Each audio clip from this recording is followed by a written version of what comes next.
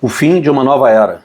O crash de 1929 e suas consequências. Vamos lá, vamos à segunda parte, que tem muita coisa para a gente falar. Bom, na primeira parte, nós terminamos falando da mentalidade das massas.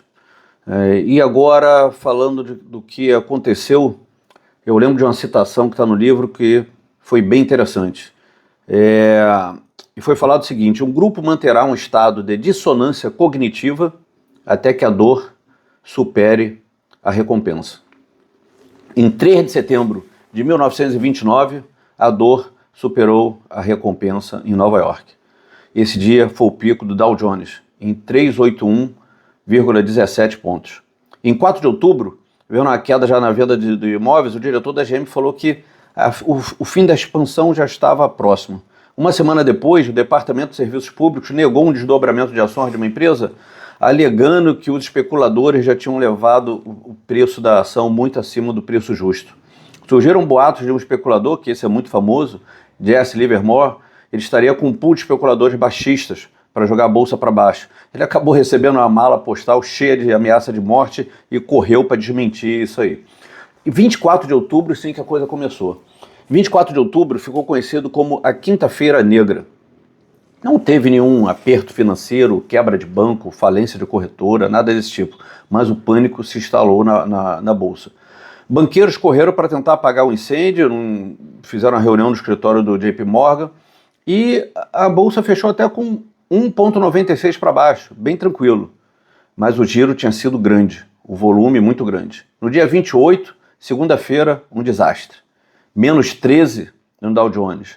No dia 29, terça-feira, a Bolsa foi inundada por ordem de venda e pedido de cobertura. Os especuladores começaram a vender algumas ações para cobrir margem e o mercado, então, só desabava. O mercado, nessa época, era muito dependente de uma tecnologia nova, que era o cabo transatlântico, e ele quebrou. O registrador de cotações parou de funcionar, as linhas telefônicas ficaram congestionadas, o sistema telegráfico não suportou o volume. A Western Union alugou uma frota de táxis para entregar telegramas pela cidade. Quando o mercado fechou, o registrador continuou trabalhando por 2 horas, né? Estava atrasado. Até que, ao final, o resultado: menos 11,5 de queda do Dow Jones. Esse dia ficou conhecido como o dia do massacre dos milionários. As ações glamorosas sofreram nesse dia. A Radio Corporation caiu 35% nas 2 primeiras horas. O acumulado da segunda-feira, essas 2 primeiras horas, deu mais de 56%. O Goldman caiu 41,6% só nesse dia. A Blue Ridge, um trust de investimento, caiu de 10 para 3, 70%. Poucas semanas antes ela era negociada a 24%, o que acumula uma queda de quase 88%. First National Bank caiu 69,2% no dia. Um mensageiro comprou ações da White Machine Company. Ela tinha sido vendida naquele ano por 48, no dia anterior estava 13,87 e ele comprou por $1. Tá achando bem pesadas as quedas? Muitas ações não tiveram uma só oferta de compra. Já no outro ano, em março de 30, o presidente Hoover falou que os piores efeitos do crash sobre o emprego já teriam passado em 60 dias. Realmente, no mês seguinte, teve uma recuperação.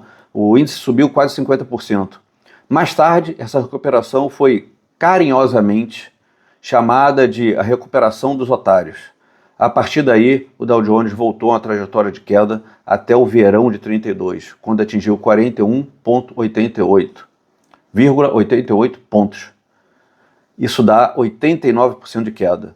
A essa altura, o Produto Nacional Bruto dos Estados Unidos tinha caído 60%. E mais de 1/3 da força de trabalho não agrícola estava desempregada. Um ponto que tem nesse capítulo é sobre o pool de especuladores, né? Nós vamos ver que tem muita coisa que hoje em dia a gente acha normal que não era proibida nessa época. Então tinham os especuladores realmente gente muito conhecida no mercado.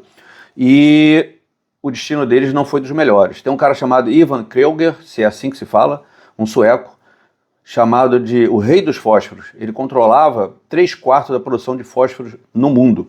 Tinha uma empresa controladora, uma holding, e a empresa dele era muito alavancada. Ele quebrou em 32 e foi à falência e acabou cometendo suicídio no hotel em Paris. Tem um cara chamado Samuel Insull. Esse cara era de um trust de investimento, a empresa. Também foi à falência, ele fugiu do país. Charles Mitchell, esse cara é falado no livro, ele pegava um pool, elevava uma ação até onde dava e depois ainda vendia para os clientes dele mesmo do banco. Ele era do National City Bank, ele foi obrigado a se demitir. Quando ele saiu do banco, o banco estava 4%, tá, a cotação 4% do que já tinha sido no pico. Em 1934 ele foi julgado por evasão fiscal.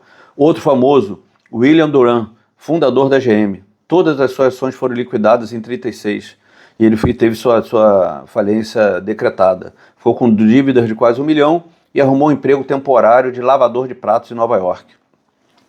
JJ Riordan, esse cara era presidente do Country Trust Bank, faliu, também cometeu suicídio poucos dias depois.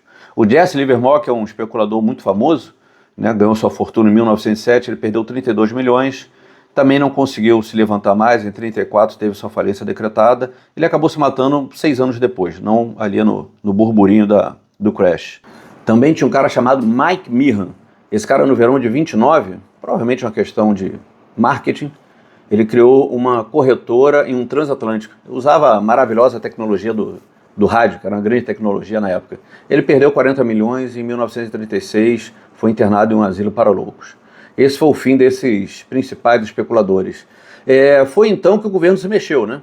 Em 1932 foi criada uma comissão para atividades bancárias e monetárias. E aí nós vamos ter algumas coisas bem, diria, pitorescas, impressionantes, que são coisas que para a gente hoje em dia é regra, mas que não existiam, né?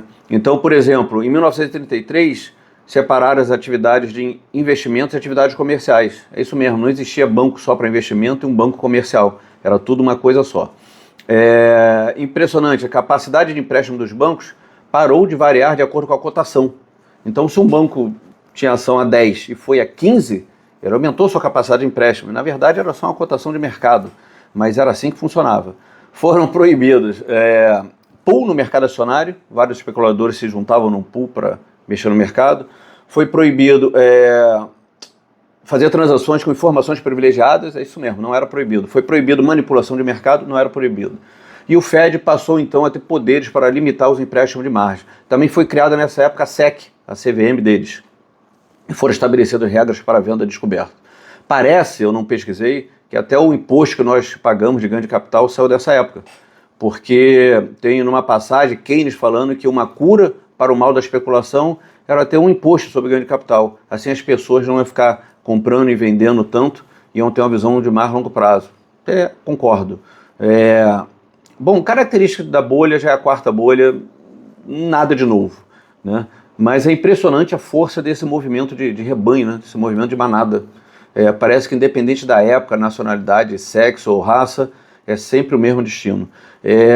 Às vezes a gente pode até pensar que, será que é uma questão de cultura? Numa cultura diferente o resultado seria diferente? Parece que não. Veremos aberrações na respeitada sociedade japonesa no capítulo Capitalismo Kamikaze, a bolha na economia japonesa da década de 80.